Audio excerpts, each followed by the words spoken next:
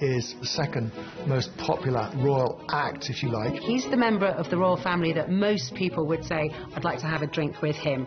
A young royal who has stood out from the rest of the family.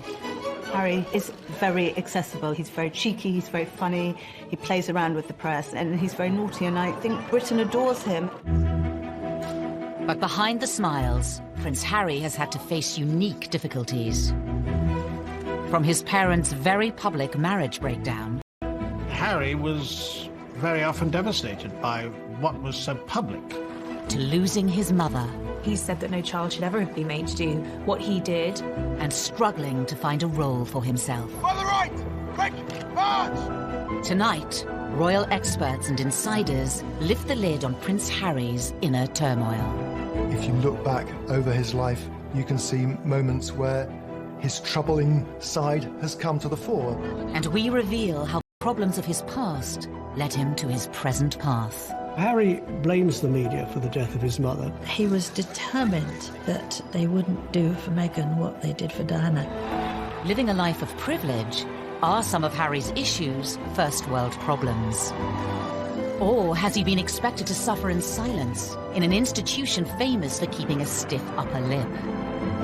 I think he's very warm, I think he's very fun-loving, but I think he's also quite troubled and open about that.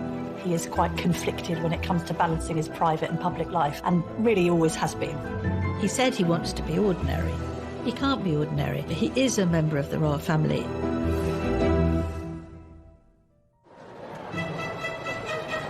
The 15th of September, 1984. The nation was at fever pitch for the birth of Prince Charles and Princess Diana's second child. Britain loves birth for a royal baby. Charles and Diana were hugely popular, and everybody wanted to see whether they were going to have a little girl or a little boy. Crowds were gathering outside the hospital, outside the gates of Buckingham Palace, and they wanted to see who was going to be on the tea towel. The guy was christened in this. Looks remarkably well, despite it. From the beginning, the spotlight was on the young Prince Harry. For Diana to have another child in fairly swift succession was, of course, joyous. And then when the child grew up and had ginger hair, and I think even from an early age has been quite cheeky with photographers and seemed to be quite contrasted to William in his temperament, there was, of course, excitement about him. When it comes to dealing with the press, Prince Harry has a style all of his own. Harry sticking his tongue out at one of the sort of stuffed shirt automatons. Here's a royal who seems to have a lot of personality, even as a little child. Some labelled it as cheeky, some as rude. Most people thought it was delightful. It was quite endearing when he was a young boy, really came to colour the way his views of the press were shaped. Harry's role in the royal family wasn't just a brother for William and another son for Charles and Diana. On paper, Prince Harry's start in life was incredibly privileged, incredibly lucky, but actually in reality, being born as the younger brother of the future King of England is a very difficult position to be born into. Of course, they're known rather unkindly as the spare. I think being the spare to the heir is a role that inherently has problems attached with it. You know, if you look at the heir, if you look at Prince William, his role has always been defined. What he's going to do has always been clearly outlined. Harry, like spares historically in the royal family, has had to find a role for himself. To some, Prince Harry grew up in the shadow of a brother destined for the throne. He was always less than his brother. The late Queen Mother used to invite Prince William over for tea and talk to him about his future, and not invite Prince Harry. The Queen Mother always made sure that Prince William was seated in a prominent seat next to her, and Harry never was. Diana would take the two boys to Highgrove in Gloucestershire. And on this particular occasion, Diana was driving, I was sat in the front, William and Harry in the back.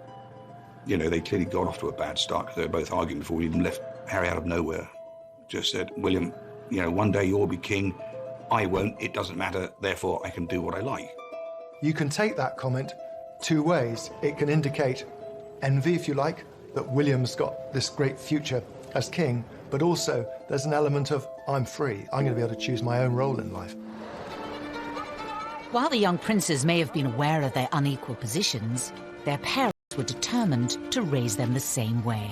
Diana was very conscious that she wanted the palace to treat the boys equally and to give Harry as many opportunities that were afforded to William. You know, Diana was very fair about how she treated them. There were no favourites, as I saw it. Prince Charles shared Diana's concerns about making sure the boys shared things in their early years, but certainly other more senior members of the family privately would say, well, this is nonsense. I mean, William is the future. All our efforts must go into educating William. It was William who the Queen would invite for lessons in kingship, if you like, when he was at Eton and she was at Windsor Castle. But while Charles and Diana tried hard to keep their sons happy, their own relationship faltered and ultimately failed. It is announced from Buckingham Palace that with many problems that many people in the West have all the time in growing up in a broken home, but his broken home was exposed on a most extraordinary scale. The entire planet tuned in to learn every detail about the Charles and Diana separation and divorce, and inevitably the focus on Harry and William followed. Harry was very often devastated by what was so public. He couldn't understand why his mother would wish to be so public with so much of her life. Harry was always the baby of the family, and whether it was at school or whether at home, every effort was made to shield him from the newspaper headlines and protect him from his parents, who really, by that stage, were in a pretty bad way. The War of the Waleses saw Charles and Diana's separation and divorce play out on the front pages and to TV audiences of millions. For the children to hear both parents to come on television at separate times, to admit to having affairs and to admit to how unhappy they both were when these kids were at boarding school, can you imagine how cringe-making it must have been for them? Highly embarrassing. And I don't think that makes them secure. In later years, Harry would admit his parents' divorce left him feeling like he didn't spend enough time with either of them. I think Harry found it quite difficult kind of being shared between parents and spending some time at Kensington Palace with Princess Diana and then going to Clarence House and then to Highgrove, his father's property in Gloucestershire. In this sense that he didn't really have a permanent home was difficult for him. The divorce was finalised in 1996. A year later came a far bigger blow for the royals, and especially for Harry, at the age of just 12. We have reports from Paris that Diana, Princess of Wales, has been killed in a car accident.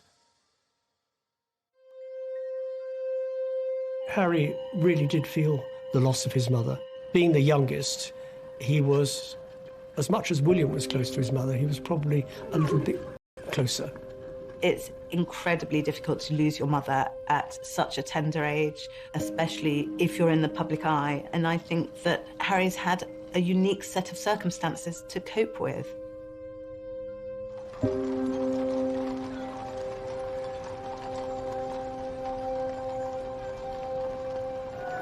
Less than a week after Diana died, her funeral was watched around the world by around 2.5 billion people. I don't think anyone will ever forget the sight of Harry walking behind his mother's coffin. So small, so young, so grief-stricken. But this is part of being royal. This is their duty. I may not necessarily agree with it, but this is what it was, and that must have been very difficult. On a public sleeve. And they were incredibly brave in the way they presented themselves. All around them, people were caterwauling, weeping, wailing, and anybody hearing that would break down. But no, they didn't. Which was actually very selfish of most people, because somewhere in amongst all that national outpouring of grief, the private grief of the boys got lost. Ever since Diana's death, Harry has been in no doubt about who he blames for the tragedy. I think it was inevitable that Harry blamed the press for the death of his mother. In fact, it was much more grey. There were a lot of photographers outside the Ritz Hotel, but both Diana and Dodi chose to go out that evening. Being part of this family and this role and this job, every single time I see a camera, every single time I hear a click, every single time I see a flash, it takes me straight back.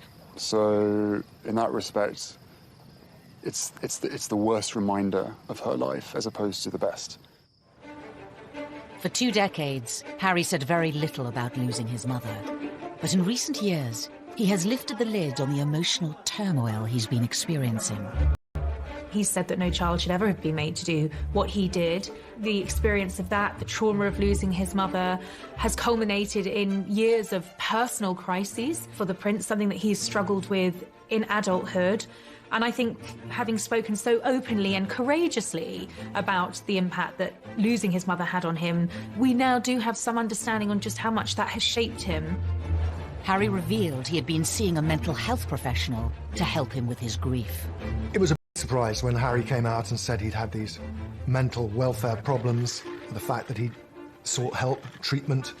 We learned that it was William who had not forced him, but said, you've really got to get some help here. We also learned that he'd taken up boxing to try and control his aggression, and the aggression was a consequence of his mourning, and he was still dealing with his grief over his mother's death. But it would take nearly 2 decades for Harry to seek help. In the years after Diana's death, the young prince would deal with his troubles in a very different way. The sadness and the grief would make him behave in a very inappropriate way. He had problems with excessive drinking and also problems with drugs.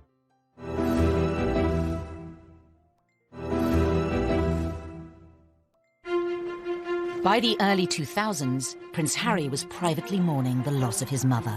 Prince Harry told me that for years he buried his head in the sand, and he thought, if I don't think about her, I won't get upset. And he did this. He was gaining a reputation. The party prince, the playboy prince, the hard-drinking prince. The first time I ever met Prince Harry, he was at a nightclub. It was the year of his A-levels. He was meant to be at home revising, and he was at the Kensington Roof Gardens, knocking back vodka shots, smoking Marlboro Lights, surrounded by a group of gorgeous blondes. That was Prince Harry. Harry's wilder side had emerged even before reaching his A-levels. A newspaper had been passed details about Harry drinking, being involved in lock-ins in local pubs, and smoking cannabis on occasions too. You can really understand how a lonely, privileged, unhappy prince would end up drinking and smoking and taking cannabis to fill those hours and to hang out with people who he thought really liked or even loved him. 16-year-old Harry was made to visit a drug rehabilitation clinic by Prince Charles to educate him on what could happen if he didn't change his ways. But just a few years later, it wasn't country pubs Harry was visiting. There had been a series of photographs of Prince Harry falling out of nightclubs late at night with various girls and all the rest of it. He was clearly in party mode. In 2004, Harry had an altercation with a photographer while leaving a West End nightclub. There are two sides to that story. On one hand, the photographer saying that Harry lunged at him, possibly after a few beers, and the palace saying that the photographer had knocked him with his camera. Was this kind of behaviour just part of growing up? Or did his troubles run deeper? Harry's naughtiness was sometimes just boyish, but other times was really a symptom of his deep grief. It was outlets for his despair, I think. Everything he did was always going to be examined with microscopic detail. He couldn't, in other words, get away with the kind of things that many of his teenage friends could. It was obviously also storing up that sense of resentment that Harry came to have against the media. No one's making judgments, you're just being reported. And actually, some of this has helped to fuel your popularity. People love a royal rebel at the end of the day. Regardless of public opinion, Harry has been open about his feelings towards the media. He admitted to reading coverage about himself when he turned 21. They upset me and I still read them. Why, I do not know, but I have to read them just for peace of mind, just to know what they've written. And to see who wrote it and see who took the photographs, write that down for later. But there was one newspaper report about Harry's behaviour that upset many others. In 2005, while attending a costume party, Harry wore a swastika armband. That was an episode that happened when he was fully protected by the royal machine, and yet it still happened. It was a grave error of judgment, and one wonders why there wasn't someone looking out for him and telling him, actually, sir. Quite unfair at the time, and I still think it was quite unfair. It was clearly not a political statement. It was clearly a stupid teenager doing a very stupid thing, thinking it was funny. Harry apologised for it. He said it was something that he regretted. It happened on the eve of him joining Sandhurst. The Royal Military Academy, Sandhurst. In May 2005, Harry spent nearly a year here, training to be an officer cadet in the army. Something he'd wanted for a long time. One of the things that we saw very much with Harry growing up was the fact that he absolutely adored the military. I remember him as a 5-year-old strutting up and down the road at Kensington Palace in army fatigues. Harry excelled in his training and was commissioned as an army officer in April 2006. I think Harry found purpose in the army. I think he found safety in the army, ironically, because of course it wasn't safe, but I think he found emotional safety in the army. The army allowed Harry to feel normal. That's what he wanted. It's completely normal. It's as normal as it's going to get. I'm one of the guys. I don't get treated any differently. Even though Harry felt normal in the army, the rest of the world couldn't forget he was a royal. And that brought problems. When he was told he couldn't serve on the front line, he was absolutely furious and wanted to be treated like any other soldier. I have decided today that Prince Harry will not deploy as a troop leader with his squadron. There was a U-turn on a decision to deploy Harry to Iraq in 2007 over safety fears.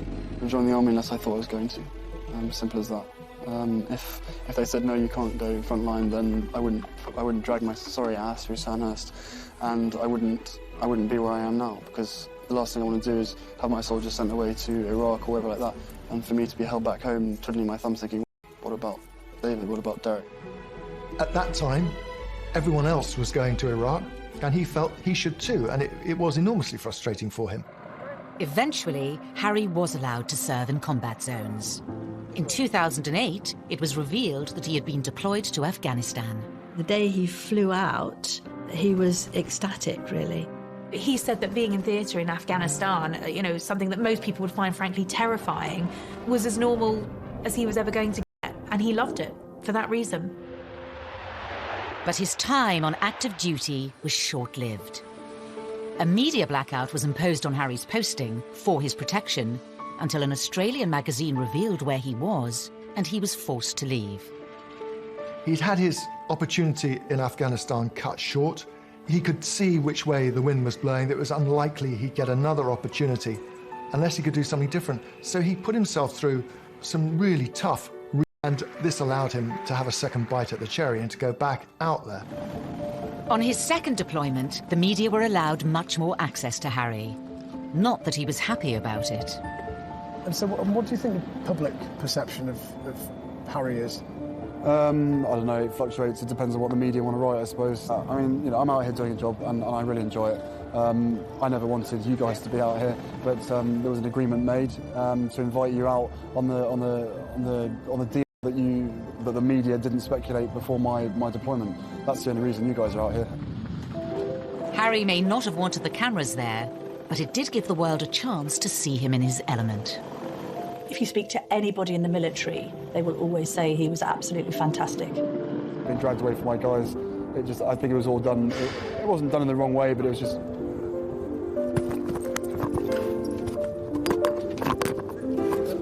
This was Harry doing what he did extremely well, but also doing what he was always keen on doing. In January 2013, Harry returned to the UK after a successful deployment, but there were questions over what was next for him. Because of who he was, it was no longer possible for him to pursue that career. And then what happens? He's left really without a job, without a purpose. He was doing something he felt comfortable with. The army, and anybody who has made a career in the army will tell you military is family, and he felt at home. There was camaraderie. And by the time he got out, he was a little bit lost because he really didn't know what to do, and that winds back to the spare. There is no defined role for that spare. Because he certainly wouldn't contemplate an army desk job. He's not the type of person who would fit in to that, and therefore there was a huge question mark. What would he do next?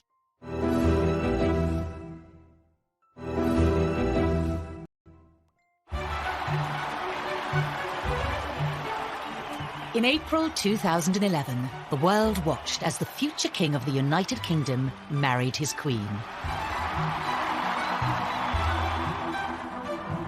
Best man Prince Harry was by his brother's side as William officially settled down.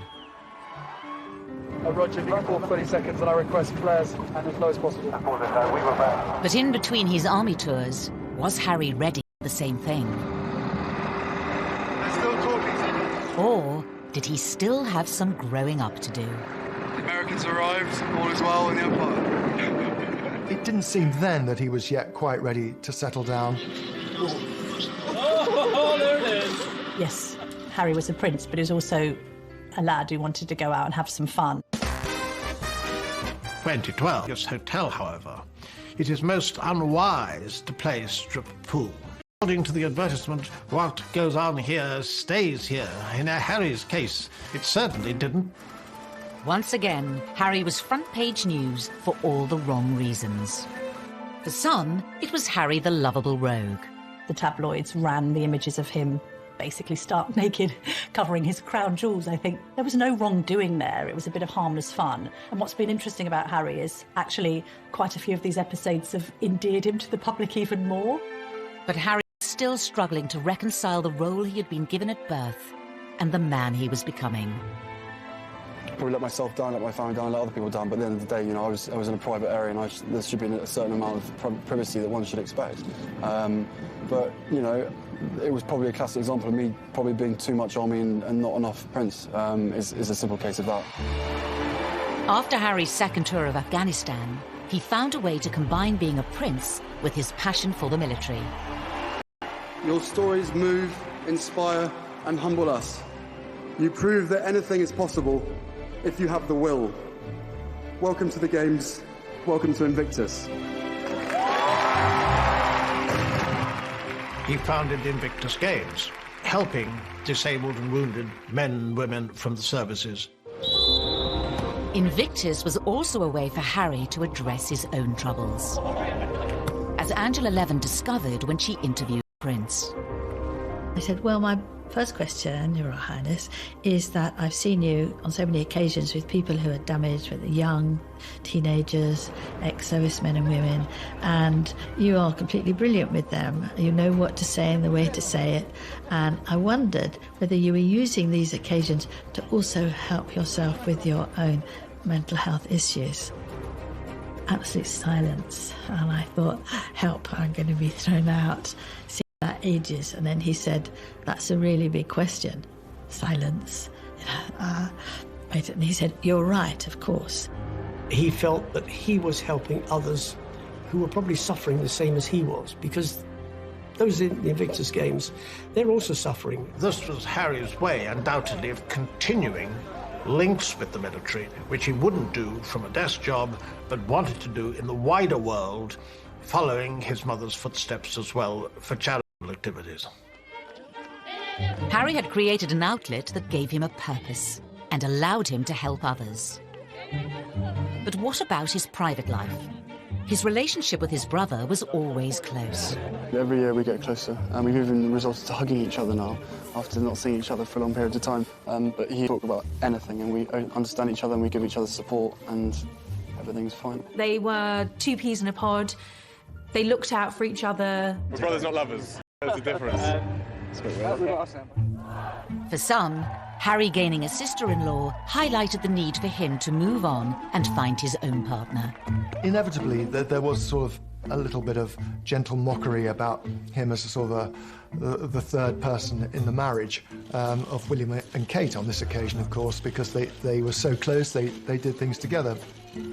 There's just an awkwardness to that scenario, a couple trying to carve their own path as newlyweds, and then a prince who's got a great deal to offer, and which takes precedence, and who's more popular when it comes to the press, and how does that work in tandem? So I think there was always friction in that regard with the three of them. I think what changed things for Harry was William having his own children, and Harry looking on at Kensington Palace where they were neighbours, and thinking that he probably wanted that for himself. It's fantastic to have another addition to the family. I only hope my brother knows how expensive my babysitting charges are. It was always inevitable that Harry was going to want to live his own life. Oh, put some effort in. It's the wizard, never the wand. But for Harry, finding a princess of his own would prove difficult. The first love, Chelsea Davy, the girl that he met in South Africa, who he fell head over heels in love with, she had 8 years to look into the goldfish bowl of royalty. to realise absolutely this wasn't the life for her. He lost Chelsea because she didn't like to be in the spotlight. Harry was disappointed, but he was very much younger, and this was probably his first love, and probably a love that was not going to go anywhere. That was swiftly followed by a relationship with Cressida Bonas, who was a budding actress. And she, too, didn't like the idea of media intrusion. Media's got a knack of destroying relationships, and she didn't like media intrusion and really did want to pursue her acting career, and she walked away. For years, Harry was troubled by his position and the scrutiny that came with it, which would scare women away. It's quite sad when he's one of the world's most eligible bachelors, and at the same time not seeming to be able to find somebody who will take on the job of being in the public eye. There is this sense that they loved him but didn't love the idea of being royal. Then Meghan Markle entered Harry's life, offering him a genuine chance at happiness. After rumours of a relationship, the pair appeared in public together for the first time in September 2000. Different in many ways. She had a degree of fame and had lived through that herself. She was incredibly accomplished as a public performer, as an actress. It gave her great confidence. She seemed incredibly secure in herself, and she was that much older than these girls that had gone before. She'd also, of course, been married, which added an entirely different layer to the relationship. Good grief, you know, Prince Harry is punching above his weight here. There's this amazingly glamorous American actress. When I walked into that room and saw her, and there she was sitting there, I was like, OK, well, I'm going to have to up my game. It was almost as if she was a ready-made royal, and therefore a perfect fit for him. In this strong, striking, confident woman, there was actually someone who was very capable of handling the pressure and the scrutiny of being in the public eye. That was something that neither of his two girlfriends had been willing to take on. But the scrutiny would soon affect Prince Harry and his new girlfriend.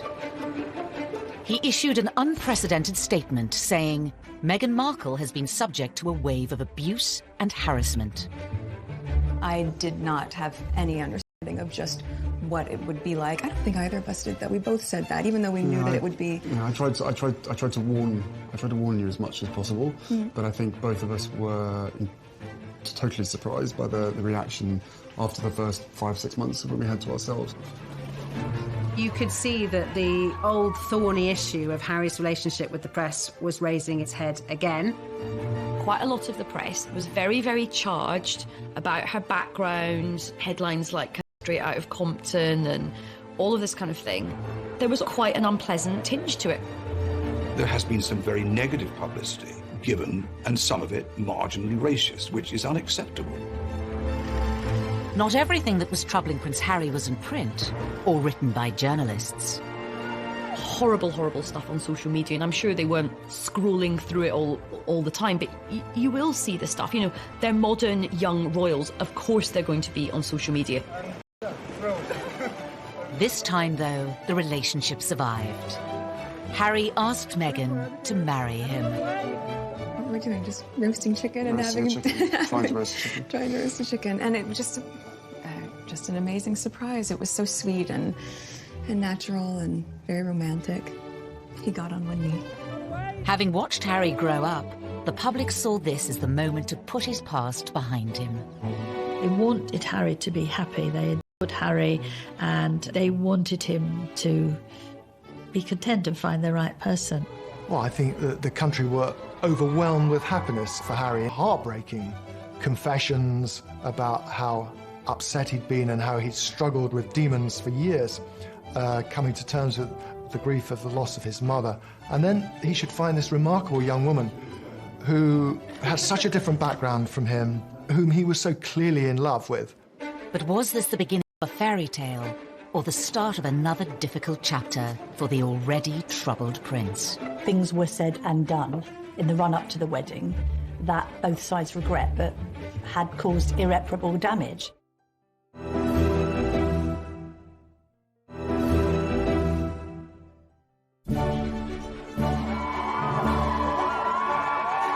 On the 19th of May 2018, all eyes were on St George's Chapel in Windsor. The wedding day was wonderful. Meghan looked beautiful in her dress. Harry couldn't have looked happier. The ceremony itself was so vibrant, it was so new, it was so different, it was so unique to the two of them. And I think it was the start of something very, very happy and very, very special. Nobody can deny that the wedding day itself was sparkling. It was magic. It was like Disneyland. But not long after, Harry was once again facing familiar troubles with the press. The wheels started to come off amid suggestions that the couple had been a bit difficult over the planning of the wedding, and that demands were being made that perhaps weren't quite in proportion with their place in the royal pecking order. He said before the wedding, what Meghan wants, Meghan gets. And I think he defers to her a great deal. She's a very confident, articulate woman who's done very well for herself. But I think she has no idea of the sense of duty, which is understandable because she's never been a member of the royal family. But she won't be confined by protocol. The level of perceived criticism against Meghan is something many say has had a profound effect on Harry. He saw echoes of what had happened with his own mother and thought, I'm going to speak out about it. And I know a lot of the press were very, very angry about this. Lots of people were saying, how dare he have the temerity to break this code, that you would never, ever complain. But unlike other members of his family, Harry has not always observed the royal code of silence. After the birth of his and Meghan's son Archie, he became even more defiant. I will always protect my family, and now I have a family to protect. Everything that she went through and what happened to her is incredibly raw every single day, and that's not being paranoid, that's just me not wanting a repeat of the past. Rather be it a husband, be it anyone, you'd probably be doing exactly what I'm doing as well. I think Harry fears that there will be parallels between his own relationship and that of his mother, and he's very keen to protect Meghan and Archie. I mean, I have the two best guys in the world, so I'm really happy. Harry is so protective of Meghan because of his mother and this idea that he doesn't want any other woman in his life going through what Diana went through. The trouble is with that is he has rewritten history somewhat, because although there was undoubtedly a hounding of Diana, there was also a manipulation of the press. In the eyes of some, criticising the press for criticising them hasn't always been warranted. Meghan flew to New York for a baby shower. Now, nothing wrong with going to a baby shower. That's what Americans do. We don't do it so often in the UK. But she flew over private jet. What's wrong with the commercial jet? They went to Ibiza and the south of France in private jets. What's wrong with commercial flights? And that's when they were getting criticised, because they'd been preaching climate change. They'd been preaching the environment. They'd been preaching global warming and doing all the things that they shouldn't be doing. Everybody deserves a critical word written about them. Nobody should be above reproach. The press accused them of hypocrisy, and there's no question also that they weren't, it seemed, listening to advice, paying much attention to precedent. All of this made the atmosphere very unhappy. While the press levelled criticism in public, behind palace walls, Harry was allegedly facing troubles of a much more private nature. One of the things that unquestionably adversely affected the relations between Harry and William, who were so close for so many years, was a series of rumours after the wedding. William expressed doubts to Harry as to whether or not he was too quick in being engaged to Meghan. There was a brotherly discussion, which I think was voiced out of concern from William, but was misinterpreted as a lack of support. Things were said and done in the run-up to the wedding that both sides regret, but had caused irreparable damage.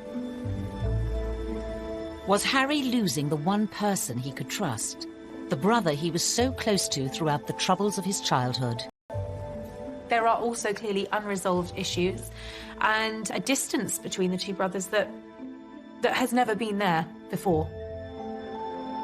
In 2019, the brothers split their royal households.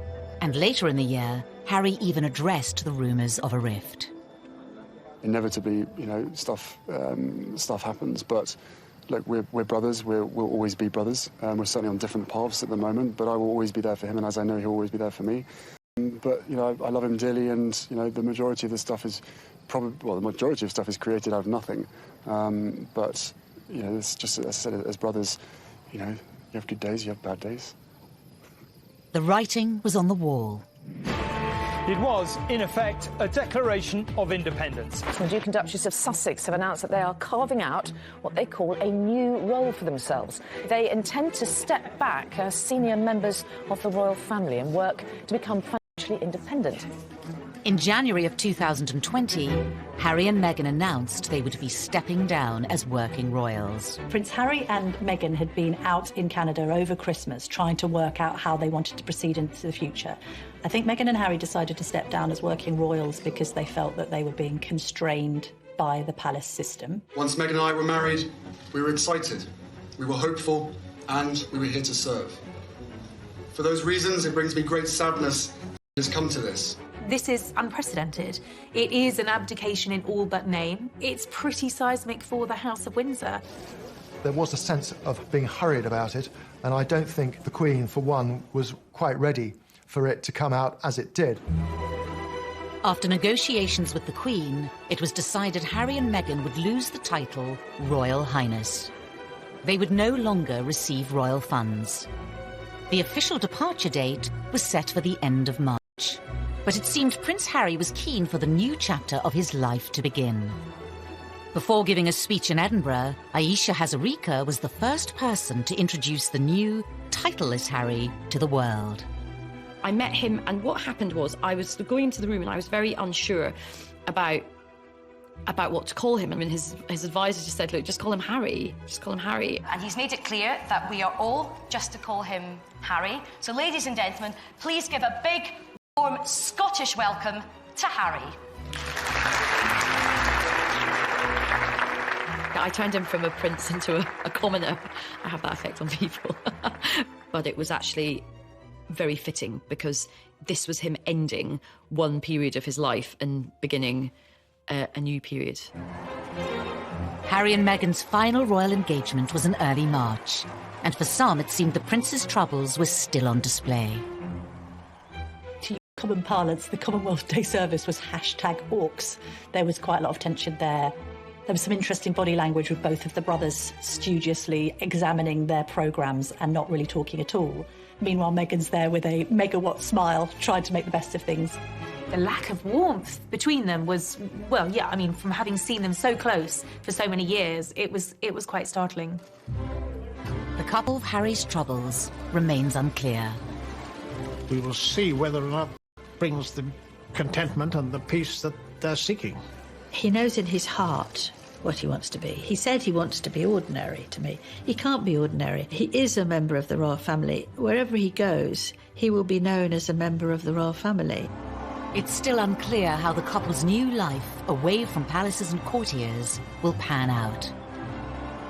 The Queen has made it very clear that she would always welcome him back, and the arrangements where they have to drop titles and not receive the sovereign grant and all these restrictions are only for a year.